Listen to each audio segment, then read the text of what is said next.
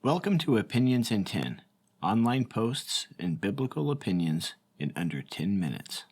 Starting now. Okay, today's question is, divorce was hard, but I still believe in true love. I'm a man in my 50s, and I recently went through a painful divorce. I work offshore, and while I was away providing for us, my ex drifted into drugs and broke our vows. Losing my marriage also meant losing the future I thought we were building. It would be easy to get bitter after something like this, but I've seen couples, even after decades together, who still look at each other with genuine admiration and attraction. That gives me hope. I'm not in a rush, but I am intentional about finding someone who believes in loyalty, friendship, and romance, all wrapped together. I believe love can last, even after life's storms. If you've experienced lasting love or found it later in life, I'd love to hear your story. And if you're also somebody who values deep, real connection, feel free to say hi. Okay, well, obviously there is no advice being sought in this post, no direction being asked for. It's pretty obvious that the poster is just looking for a romantic connection. I don't necessarily take issue with that. If that's what you're doing, that's up to you. That, however, is not what this podcast is about, so I will be offering my comments in the meantime. Now, I obviously don't know this poster or anything about him other than what he has written, so all of my comments are going to be based solely on his words. First of all, if you haven't taken the time to recover from this, please do so. Hopping right back into a relationship without grieving will ultimately be disastrous for you. Humans are made to process those feelings, and I think it would be prudent for you to do so. Second, wisdom principles dictate that when a path ends in disaster, one must examine the way he has gone before traversing the path again in order to not simply go the same way that he has gone and end up falling into the same pit that he's already fallen into. For example, have you really taken the time to examine where your marriage went wrong? You may think it's pretty obvious. She got into drugs and had an affair. This is clearly stated in the post. This is not where it went wrong. After all, everything that a person does has a reason. Now, when I say that, don't hear me say that everything a person does has a justification. That's not what I'm saying, and that is demonstrably false. To take an example from everyday life, a child may climb the counter, open the candy jar, and take a piece of candy without ever asking if he can have one. This does not justify the action taken, but he does have a reason for doing what he did. The reason is that he likes candy, and he's going to have a piece, whether or not he has permission to do so. A reason is motivation to take action, while justification is a reasonable action taken to meet a need.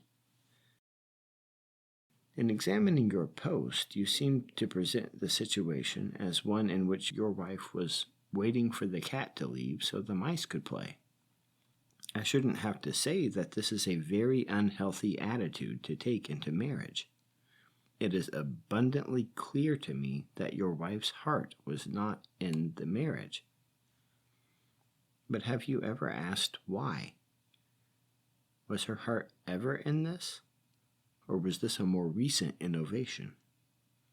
I've met a surprising number of women in my life who have seen marriage as providing a certain sense of security for them, but they are not interested in giving up single life once they are married. If this is the case here, then she would have seen marriage to you as a security, while seeing you yourself as a burden and a hindrance to her plans. It is also possible that she had a very unrealistic view of what marriage looks like and held reality up to an idealistic fantasy rather than using the ideal as a goal to work towards. You didn't say how long you were married, but the fact that you are in your 50s would seem to indicate to me that you have been married for a fair amount of time. This could indicate that there was a problem that was never dealt with, and it began the process of cracking and crumbling your marriage until it fell apart. Do you feel that you provided a place of safety for your wife? Could she depend on you? Marriage relationships are built on mutual servitude. Do you feel that that concept was present, or was it sometimes there and sometimes not? There are questions that must be asked, and I would ask them now. As Solomon said in Proverbs 26:11, "As a dog returns to its vomit, so a fool returns to his folly." In other words, you want to learn as much as you can from these things before you hop back into a relationship again. From your post, it seems like your divorce was very recent. I don't know what recent means to you. Was it 3 days ago or a year ago? If it was really recent, then my concern is that you're rushing back into dating in hopes of covering the pain with good feelings before the shock wears off and you really feel it. I would suggest grieving, even though it's not fun. Your whole life is over. Everything you knew is done. You have to take time to feel that. But if you don't also take time to examine what went wrong honestly and objectively, you are going to do things the same way and fall into the same pit again. It doesn't matter whose fault it was. If it was your fault and you don't allow yourself to see that, then you also have no ability to correct it. You will simply rush into the next relationship doing it all the same way again, and you'll be right back here in a few years making another post.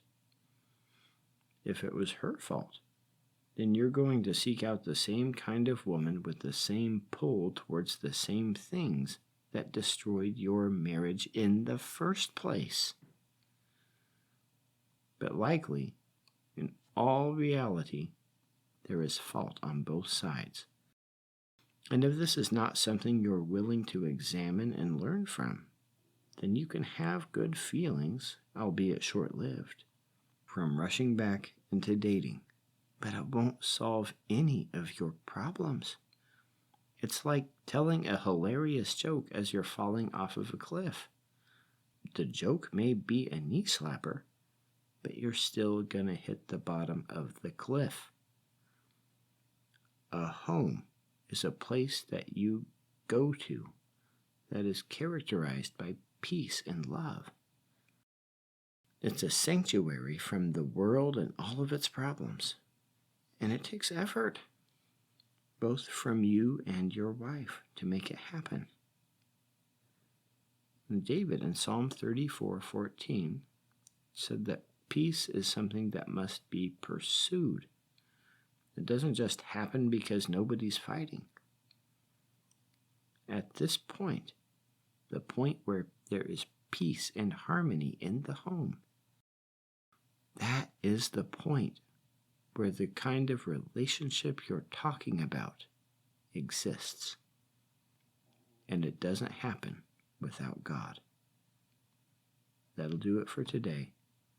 God bless.